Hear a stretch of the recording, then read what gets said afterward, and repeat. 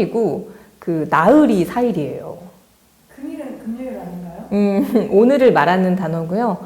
사실 이것뿐만 아니에요. 고지식을 높은 지식으로 선무당을 서 있는 무당으로 잘못 알고 있는 웃지 못할 상황도 있습니다. 그 사회과학 과목 같은 경우에는 선생님이 단어를 설명하시느라 진도가 못 나갈 정도라고 하더라고요. 문해력 저하의 원인으로는 코로나19가 가장 커요. 원격 수업에 길들여진 이유도 있고요. 그 교육 현장에 계신 초등학교 선생님들께서는 2년 정도 이 문해력이 좀 후퇴되었다 이렇게 하시더라고요. 코로나 이외에도 이제 스마트폰이나 태블릿 같은 영상 시청 시간이 늘면서 독서량이 감소한 것도 일조하고 있습니다. 10대 쇼폼 채널 이용 시간은 1일 63분, 그러니까 어디까지나 쇼폼에 한한 시간이고 유튜브라든가 TV, OTT 시청 시간은 따로 있어요. 그러니까 독서할 시간이 부족할 수밖에 없습니다. 지난해 우리나라 성인 10명 가운데 약 6명이 1년간 책을 단 한 권도 읽지 않은 것으로 나타났어요. 어른들이 이 정도인데 애들한테 책 읽으라고 강요해도 되나 싶거든요. 성인은 일하느라 학생들은 공부하느라 독서를 못한다고는 하는데 그 다음의 이유로는 앞서 설명드린 것처럼 책 이외의 영상 매체 때문이에요.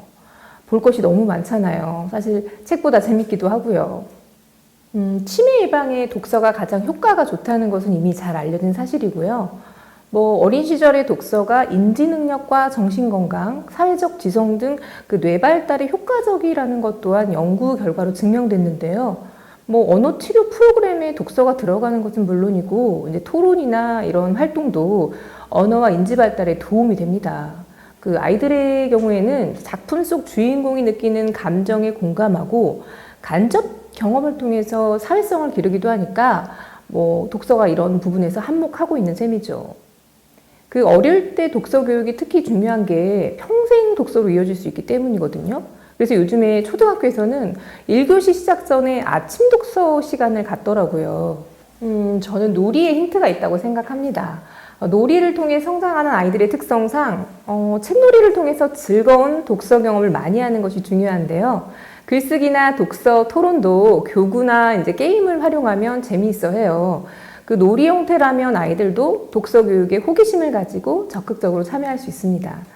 저희는 교실에서 소외된 학생 없이 모두가 자기 주도적인 활동을 할 수 있도록 놀이를 접목한 그림책을 활용한 독서 교육 프로그램을 서비스하고 있습니다. 그림책 놀이 수업은 우리가 흔히 책을 읽고 했던 모든 책놀이, 글쓰기, 독서 토론 등을 아우르는 활동인데요. 독서 전, 독서 중, 독서 후의 모든 활동을 학생들과 함께 진행해요. 그 표지 탐색부터 함께 읽기, 그리고 상호작용하는 질문놀이, 그리고 책놀이, 글놀이, 말놀이 같은 활동을 진행할 수 있습니다. 질문놀이는 주인공에게 말을 걸고 작가의 의도에 접근하는 활동이에요. 책놀이는 만들기, 그리기, 게임, 신체놀이 등으로 일상의 모든 재료들을 활용해요. 글놀이와 말놀이는 글쓰기와 토론을 재미있게 할 수 있도록 교구나 보드게임 등을 적극 이용하고요. 우선 책 선정이 중요해요.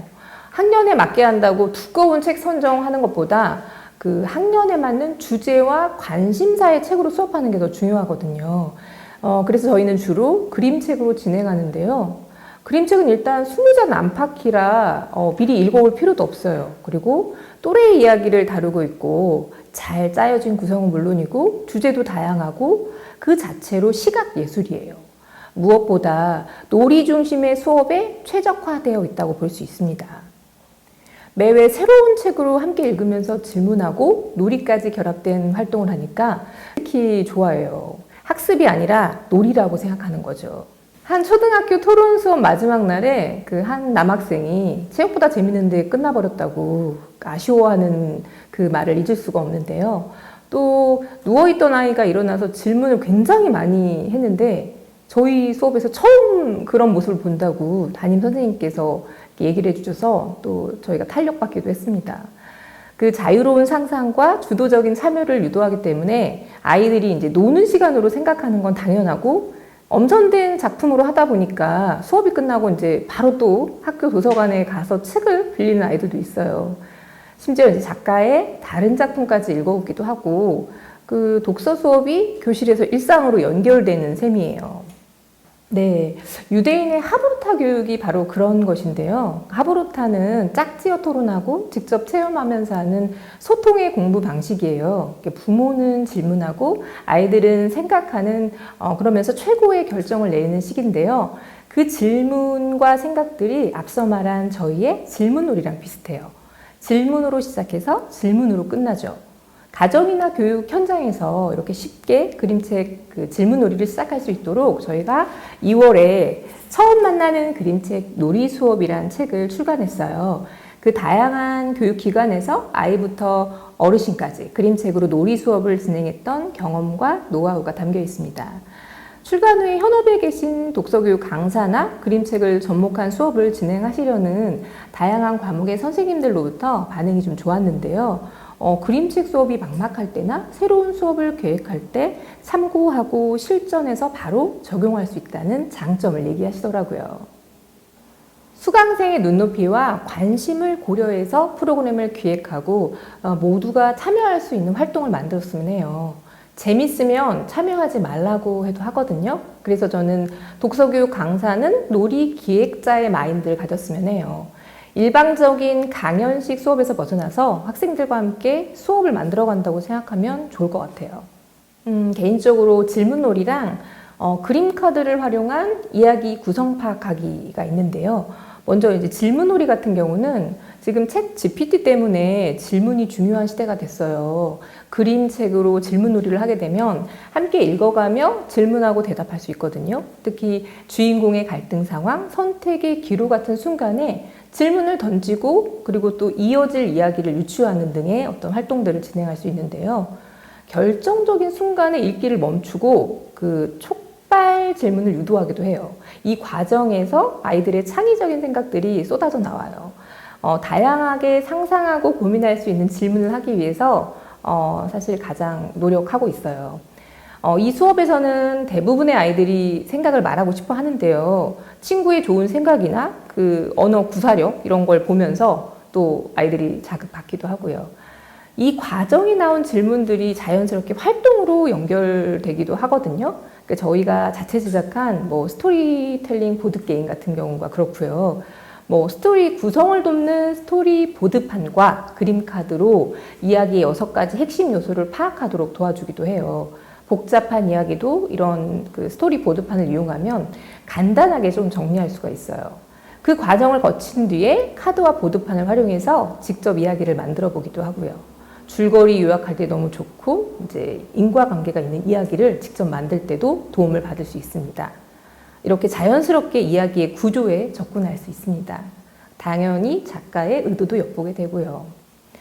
이 두 프로그램들의 특징은 아이들이 수업에 은연중에 개입하게 만든다는 겁니다. 본인들은 눈치채지 못하겠지만요.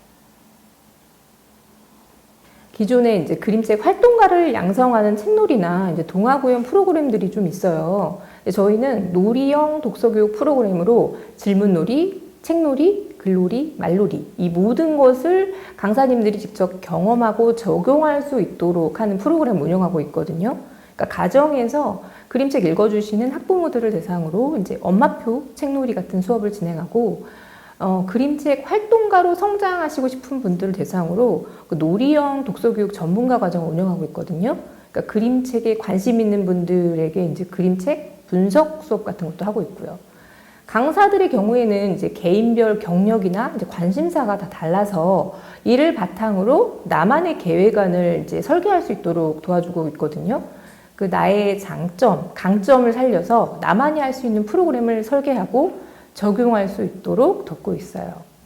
또 소외계층을 위한 교육 나눔도 진행해요. 그 자녀와의 소통을 위한 다문화 가정의 부모 교육이라든가 언어 발달 교육, 그리고 이제 치매 안심 센터의 그 경증 치매 어르신들 대상으로 뭐 그림책 감정놀이 같은 교육 나눔을 진행하기도 했습니다. 우선은 생각보다 다양한 분들이 그림책 전문가 과정을 들으러 오세요. 사회복지사님부터 뭐 소설가, 사서, 그리고 코딩 강사, 요리사, 공무원, 뭐 창의 미술 하시는 분, 영어 선생님들까지 굉장히 다양하거든요. 이는 이제 그림책이 어느 분야와도 접목하기 좋기 때문이거든요. 그 창의 미술 하시다가 그림책 강사가 되신 분도 계시고, 방과 후 역사 논술 하셨다가 그림책 활동가로 넘어오시기도 하시고요.